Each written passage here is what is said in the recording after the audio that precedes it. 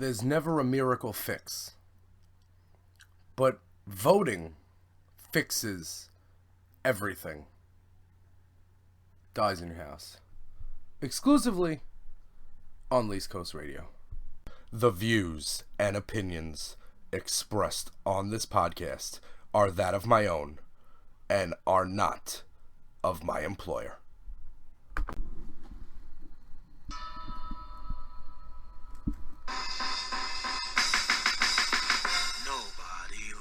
Me. Nobody likes me, but that's okay, cause I don't like y'all anyway.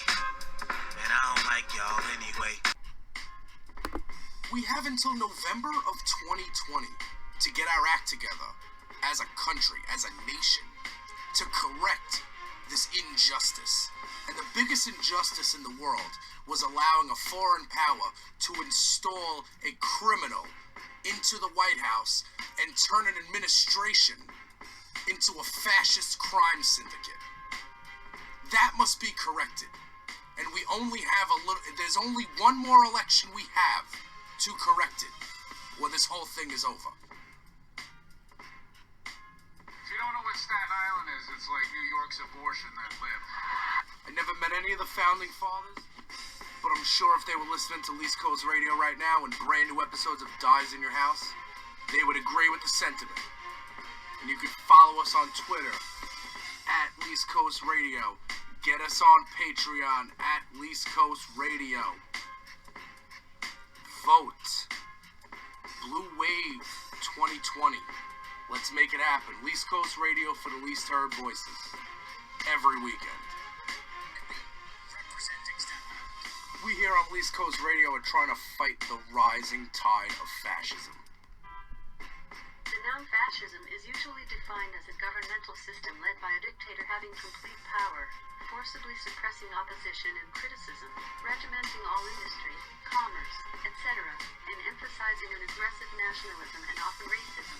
Yeah, we don't want any of that in America. So we gotta stop it. We gotta put out the fire now. Staten Island was no joke. As liberals, not even as liberals, as Americans, as patriots, as people that like democracy. The only thing we can do right now to fix our country is use our weapons. And our weapons are our voices, our handmade signs, and social media. Get the message out there. Voting. Voting is key. Elections have consequences. If you don't know what Staten Island is, it's like New York's abortion that lived. Representing Staten Island. Staten Island was no joke.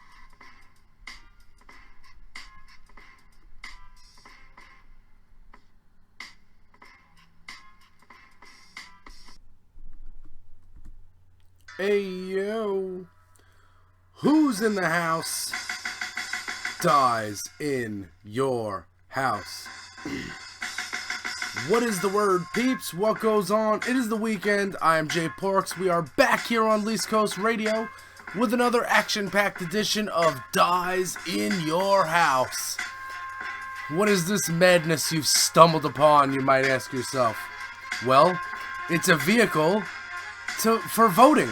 That's what we're trying to do here on Dyze in your house on East Coast Radio. All we're trying to do is encourage people to get out and vote. We are in the new politics era, the people-people era, the not accepting what is in front of us era. You don't just see something and say to yourself, well, that's just the way it is. No, not anymore. We're fixing that, and we're doing that by exhausting the vote, by overwhelming the vote, by leaving no margin for error. No foreign country, don't give any hostile foreign power the ability to take our election away from us. With messing with about 70,000 people. We already have ourselves a fascist crime syndicate running the country. We've investigated. We'll continue to investigate. But a quick fix is to vote. Because we don't want America. You know, people talk about capitalism, socialism, lots of isms. But the one ism that we all agree that we do not want is fascism. Alexa, what is fascism? The noun fascism is usually defined as a governmental system led by a dictator having complete power, forcibly suppressing opposition and criticism, regimenting all industry, commerce, etc., and emphasizing an aggressive nationalism and often racism. We don't want any of that rising in America. Now you can talk about, oh Jay, well, socialism is scary, and listen, socialism, capitalism, we can debate all day. We can debate all day elements of what is involved in our government. But the fact of the matter is, we all agree, 100% of Americans agree, fascism, not the answer. We've seen it, don't want it, not interested. The way we fix it is voting. There are more young people than old people. You see old white guys sitting in Dunkin' Donuts, like the people that are at Dunkin' Donuts at 5 o'clock in the morning waiting for it to open, like getting that first cup of coffee, like reading the paper, talking all racist, talking all, loving Trump. Those people, there's more of us than there are of them. So what we have to do as a nation, as patriots, is our civic duty, and that's to vote. The amount of Americans that didn't vote in 2016 is astronomical, and it's unacceptable. So you have to hold your peers accountable, man. You have to have people explain to you why they're not going to vote, and explain to them how that your vote doesn't count is a losing argument. Explain to them all the reasons why voting's important. Look at all the stuff that's going on in our country. A lot of which could be fixed if we didn't have some orange fascist wannabe despot, leader of a fascist crime syndicate installed by a hostile foreign power. If we didn't have that sitting at 1600 Pennsylvania Avenue, still looking for a tuxedo that fits. That's a photo I'm never gonna unsee. We can fix all this. All we gotta do is vote. And I know you think like I'm a dreamer and stuff. Nah, man, there's mad of us, yo. Like, break it down, like there's a lot of people who think like me and think like you. And we just have to, get it together. There's a lot of good candidates. The debate lineups were already announced. And we'll get into that towards the end.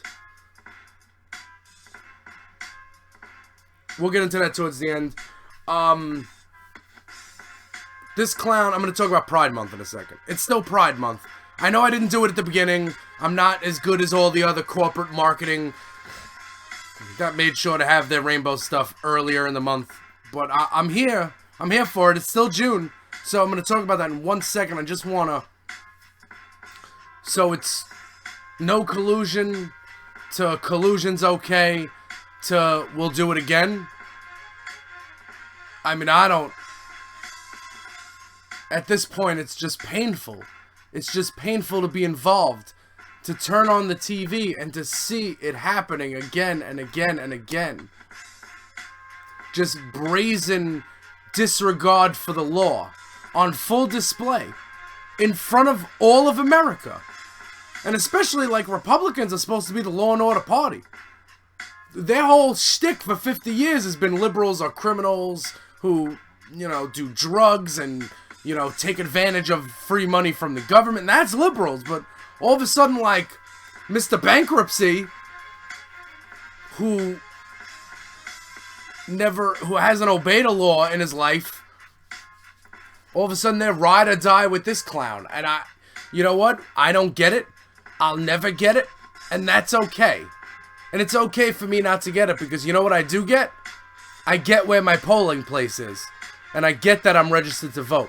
And I get that I'm going to spend every free second of my day, every time I'm not on the clock at work, whenever I'm not running an errand, whenever I'm not doing something, when I have open availability, open time on my hands, it will be educating people on the importance of making sure we go and we vote Democrat. And we make sure that we get our country going back into the right direction. We're not, and one election is not going to fix it. We got to stay on this. But if we can just band together, take care of business this election cycle, we still have to vote the next election cycle and take care of business again, but we might not have to keep our eyes on cable news every second of the day, making sure we're not at nuclear war, and making sure Mr. Bankruptcy didn't feel like blowing up Park Place. It's stressful, man. But it's one day at a time. And it's Pride Month. So a week ago, 2 weeks ago, I know I'm not on time for this, but I'm here for it. In Boston, they were going to have a straight pride parade. A parade to celebrate the proud heterosexual nature of the people marching in that parade. And then people wanted to get it shut down. And then other people were like, well, it's their First Amendment right. And as people that support the First Amendment, we should support people having the right to make themselves look like idiots. Goes way further than that. I hate to be the bearer of bad news for the people that want to attend the straight pride parade. You could attend the straight pride parade. I swear. You know when it is? It takes place at the same exact time, at the same exact location as the regular pride parade. And I'll tell you why. Because when you have straight pride, if you're somebody who's straight and you have all this pride built up, then that means you are so proud and you are so comfortable in the way that you are, in your sexual preference, that you support the right and the ability for people, LGBTQ, to have a parade and march and show their pride. That pride parade is the straight pride parade. Because if there wasn't straight pride, then straight people would go and ruin the parade every year and stand in the street with Bibles and torches. So this idea that there needs to be a straight pride parade because you're proud to be heterosexual, we know that. We knew you were proud to be heterosexual because you did not take part in any homosexual behavior. And that's okay too. Just like it's okay to partake in homosexual behavior, it's also okay to not to. It's cool, man. We're in America. Freedom of religion and freedom of sexual preference. That's what we're here for. We're here for all of that, man. If there was gay people with not the Pilgrims, what was it? Who were those first people? The colonists? Whatever. When they came over, if there was gay people and straight people, I bet you they were coming over here to be able to be gay and be straight without, having to be subjected to ridicule and all that type of nonsense. Straight pride. Man, first of all, I would hope you're just proud in general to be a person. Because anybody should just be proud to be themselves. You know what I'm saying? And if you're allowed to be yourself on a daily basis, listen, man, there are a lot of people, LGBTQ people, that don't have the right. I mean, they, by law, have the right, but in their communities, in their little backwoods-ass towns, maybe they can't come out and live the way they want to live. Maybe they have to hide. Maybe they have to keep themselves in closed quarters or whatever. Maybe they, can't be out there with themselves. And you might say to yourself, well, Jay, if it's okay, why do they have to be all out there with them? Well, are you out there being straight? So why can't people be out there being gay? Nobody's, no gay people are forcing straight people to be gay, and straight people should not be trying to make gay people straight. Fact of the matter is this: if we're in America, if we're in America, we're all Americans, and we should respect one another. And that's just basically how society works. And if we're living in a society, and this is something I scream when shit starts hitting the fan. Like, if I'm at the bus stop and, like, the 7:05 bus is supposed to come, and I'm there at 6:50, and 7 o'clock comes and the bus doesn't come early. 7:05 comes, the bus doesn't come. 7:15, 7:25, I'm still waiting for the bus. I start screaming to myself, we live in a society! Because we do. It's a George Costanza line. If we live in a society, people follow schedules and people are decent to each other. People don't cut the line at a grocery store. Shit like that. It's about being a human being. Courtesy. Courtesy is not like, courtesy is not like chivalry. It has not gone the way of the past. Okay? If you treat people the way you want to be treated, you'd be very surprised about the outcome. Spoiler, it works out good for you. So that's what we gotta do. I'm looking at my notes here. I went to the wrong page. Pride Month. Yeah, so like, I got pride for who I am. Jay Porks. Straight guy.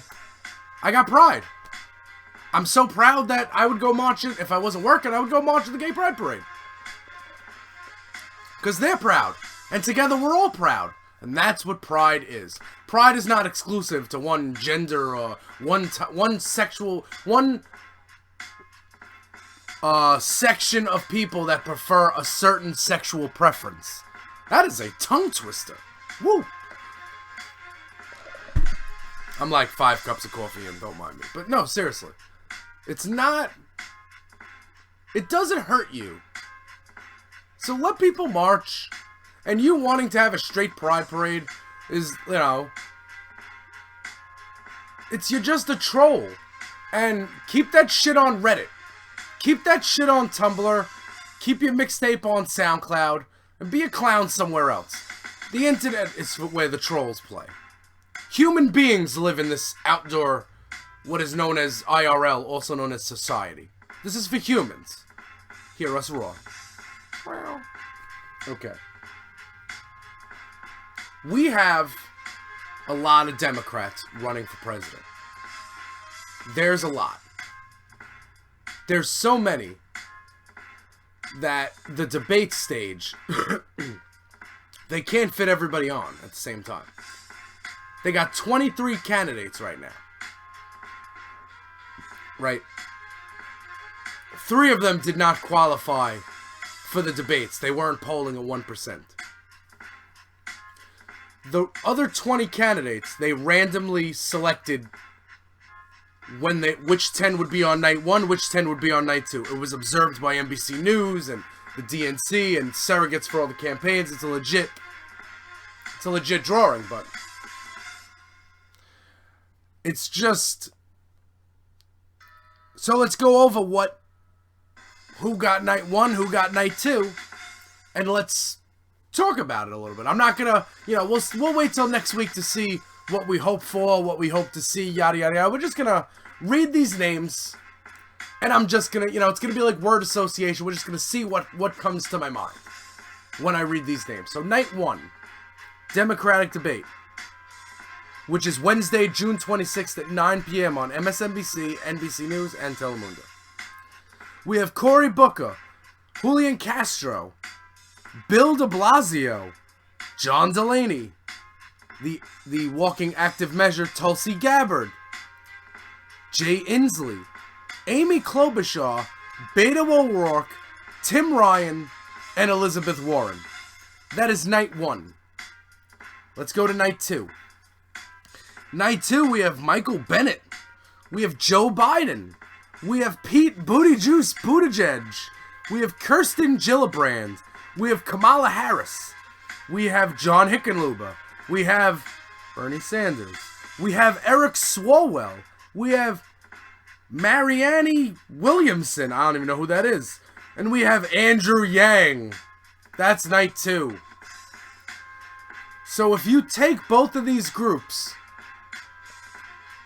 there's just, what I see first is, if this wasn't observed by many organizations, I would most certainly think that this is designed to have Warren coming out of this as a solid 1A to whoever looks the best in night 2 because, like, in terms of night 1, you got de Blasio. Come on. Not even 77% of New Yorkers don't think that he should be president. Cory Booker is a good speaker, but his campaign's about love. He's not going to take shots. And Warren's not going to take shots either. She's going to be too busy, like, you know, saying her plans. Because she's got a plan. Did you see her on The Breakfast Club on Power 105.1? She was on, like, the local hip-hop station. And she talked for 45 minutes about plans, about policies. And it was almost boring. Except, like, I got excited about the future. Beto O'Rourke is night 1. Beto's star has been falling. Amy Klobuchar, I mean, if anybody comes at Amy, she's gonna have them eating their salad with a comb by the end of the night. She's tough as nails, man. Tulsi Gabbard to talk about how we need to be friends with Putin or something. So it's very clear that out of night 1, Elizabeth Warren could come out looking like, could be the person who gets the most policy stuff. Like, you could leave night 1 saying, oh wow, Elizabeth Warren had a lot of good ideas. That's what I would think, looking at the list.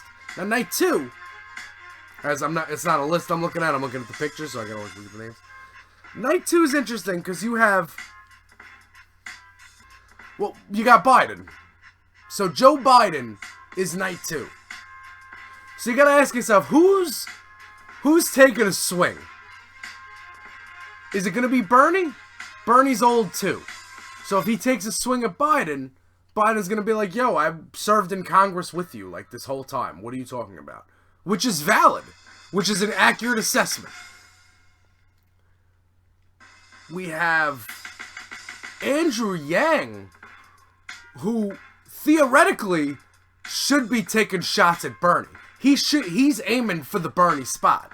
That's what he wants. Marianne Williamson, she's an author. Eric Swalwell's on the Intelligence Committee. Eric Swalwell's good people, but I can't see him, like, you know, separating himself from the pack here. I could see Pete Buttigieg. I hear Pete Buttigieg is ready.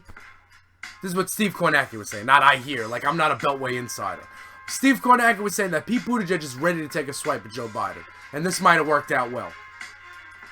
I think Kamala Harris could as well. Kamala Harris can swing. And she could take a shot. And that's what it is right now. Because Joe Biden's the leader. And you got to ask yourself, who's going to take a shot at the throne right now? This was Obama's vice president. So if Joe Biden, and this is what Joe Biden's probably doing, Joe Biden's probably going to rope-a-dope everybody. He's going to take those shots. He's going to take them.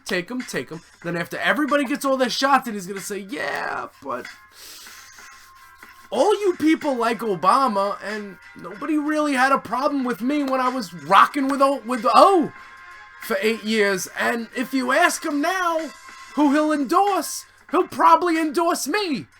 So what do you say to that? And that's a valid comeback there. So you got yourself a problem if you're a Democrat. You got yourself a problem. There's a big field. But usually the bigger field, the other night, usually the bigger field yields the better candidate, the winning candidate. Because the person that comes out of this deserved it. You know what I'm saying? So it's gonna be interesting as heck, man. To be honest, I'm hoping that Kamala Harris can come out of this and get it and like grab some of those points from Buttigieg, because Buttigieg is up on the polls now.